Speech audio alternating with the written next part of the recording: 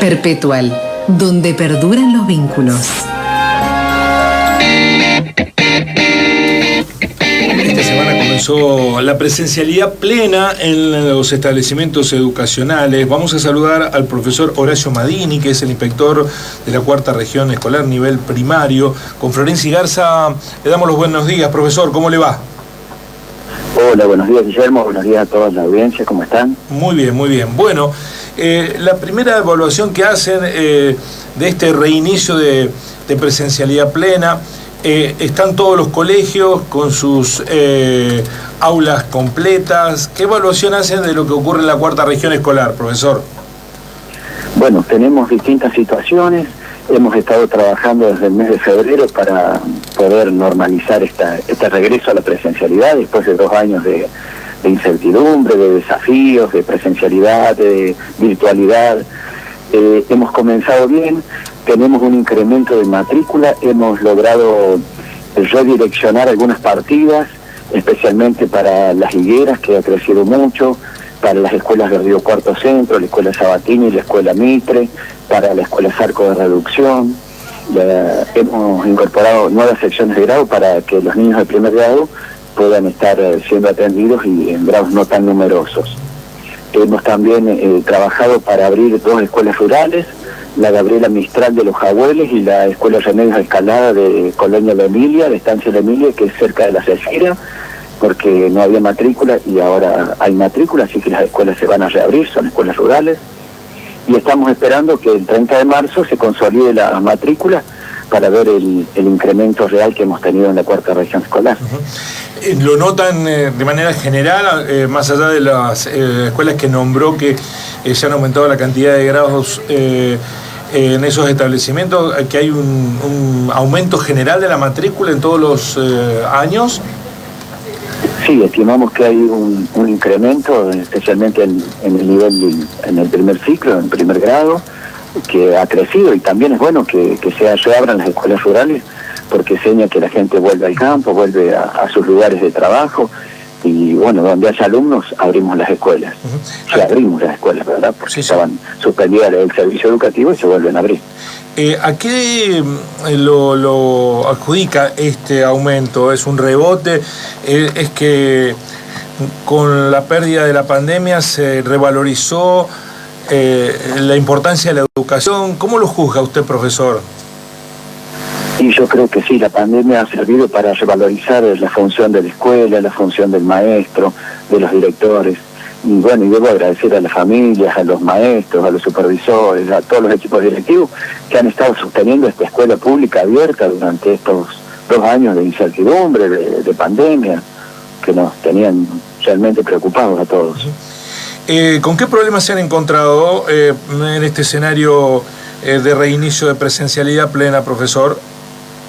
Bueno, más que problemas tenemos desafíos, distintos desafíos. Nosotros, todos los desafíos y las dificultades que vamos teniendo, tratamos de solucionarlas individualmente, dialogando, charlando, hablando con las familias, con los directores, con los docentes.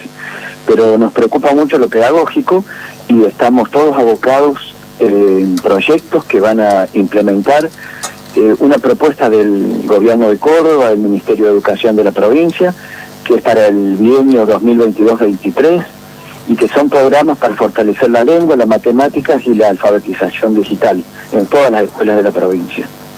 ¿Este año 2022 se planifica con absoluta normalidad o todavía hay algún mínimo de reserva por, no sé, algún rebrote y bueno, ya lo que conocemos de la dinámica de la pandemia? No, estamos trabajando, hemos regresado a la presencialidad con la jornada extendida, con las 6 horas de clase, estamos proyectando focalizar en programas, en estos 3 programas que les comentaba recién, para recuperar aquellos aprendizajes débiles o que han quedado sin trabajar en estos 2 años de no presencialidad en la escuela. ¿Se ha discontinuado, profesor, la virtualidad? ¿Se ha combinado?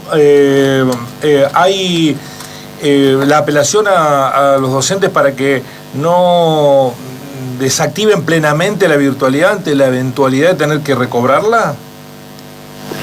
Por supuesto, nosotros decimos que todo lo que hemos vivido, todo lo que vivió la escuela en estos 2 años, debe ser aprovechado y debe ser trabajado, aprovechar todo lo bueno que hubo.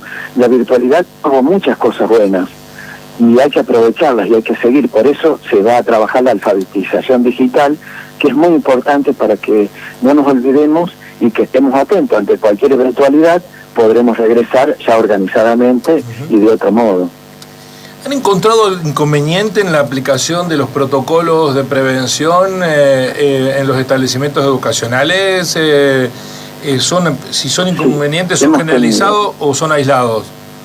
No, hemos tenido algunos casos aislados que hemos trabajado en forma individual con el señor supervisor, he intervenido yo, y bueno, y hemos apelado a la predisposición de todos los actores involucrados, y yo creo que ya no tenemos más dificultades.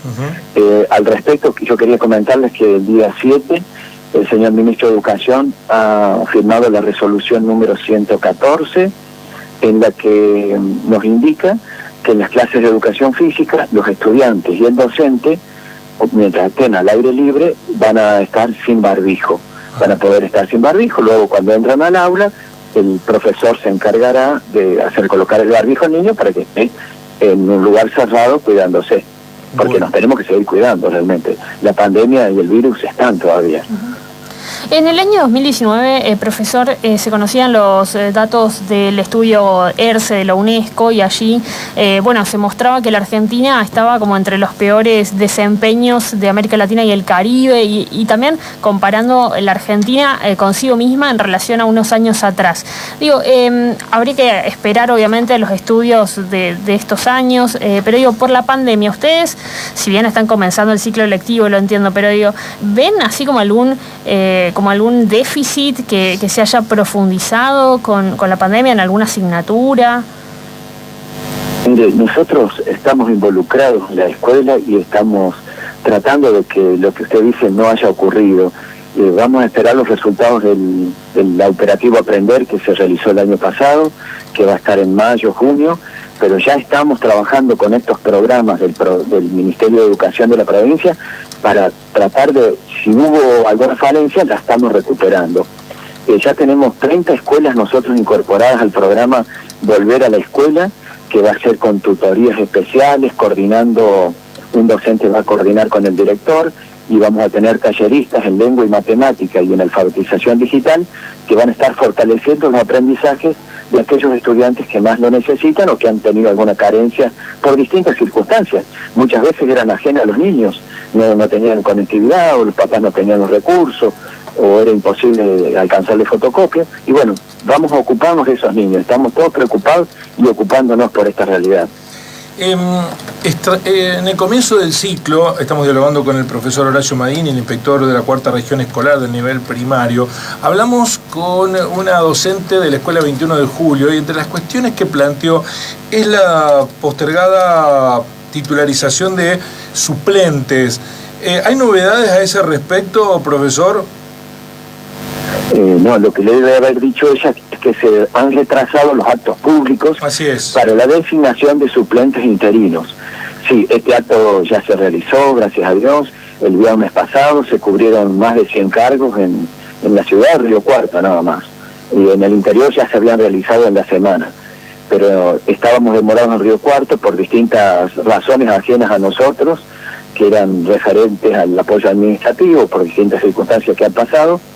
Pero ya se ha normalizado y este viernes, si han quedado algunos cargos sin cubrir, va a haber acto público, así que aprovecho su radio para avisarle también a los docentes que este viernes próximo va a ser el segundo acto público en la ciudad de Río Cuarto, en el apoyo administrativo. Respecto a esto, profesor, ¿qué está ocurriendo con las vocaciones docentes? Porque en su momento se planteaba la necesidad de reactivar los magisterios. Hoy hay muchos jóvenes, mujeres y hombres que quieren ser docentes. En la ciudad de Río Cuarto, sí, pero en el interior tenemos un déficit muy grande de docentes. No tenemos docentes en lista, o sea que cuando necesitamos suplentes tenemos que recurrir a otras localidades y esto está complicando mucho la cobertura de cargos. Pero en la ciudad de Río Cuarto eso no se nota, hay mucha oferta educativa, institutos de formación docente que están motivando e incentivando, pero en el interior sí, estamos necesitando fortalecer un poquito para que vuelvan a mirar la función docente, ¿no? ¿Y a qué lo atribuye, profesor, a las remuneraciones?